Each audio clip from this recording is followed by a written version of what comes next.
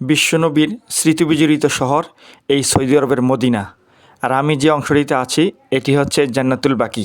সারা বিশ্বের মুসলিমদের কাছে সমাদৃত এবং বিশ্বের সর্বশ্রেষ্ঠ মানবকে বুকে নিয়ে আছে এই মদিনা শহর। এই মদিনাতুল মনোয়ারায় স্মৃতিবিজড়িত অনেকগুলো জায়গার মধ্যে একটি জায়গা হচ্ছে মসজিদে আবু বকর সিদ্দিক, যেটি নবীজির রওজার পাশে অবস্থিত।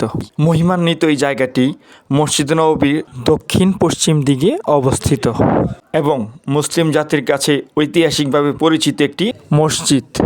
এটি হচ্ছে আম্মাজান আয়েশা রাদিয়াল্লাহু তাআলা আনহার আব্বাজান আবু বকর সিদ্দিক রাদিয়াল্লাহু তাআলা আনহার ঘর। পরবর্তীতে এটিকে মসজিদ হিসেবে রূপান্তরিত করা হয়। 1300 বছর আগে মসজিদের ইটগুলো যেভাবে ছিল ঠিক সেইভাবে এখনো আছে। নবী রাসূল যেখানে মারা যায় সেইখানে কবর দেওয়া হয়, কিন্তু আবু বকর সিদ্দিক রাদিয়াল্লাহু যখন ওসিয়ত করলেন যে আমাকে নবীজির রওজার পাশে আমাকে দাফন করার জন্য, তখন ওনাকে নবীজির রওজার পাশেই সমাধিত করা হয়।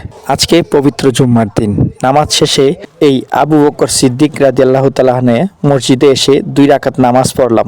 সুপ্রিয় দর্শক, আজ এই পর্যন্তই। সবাই ভালো থাকবেন। আল্লাহ হাফেজ। আসসালামু আলাইকুম। জুম্মা মুবারক।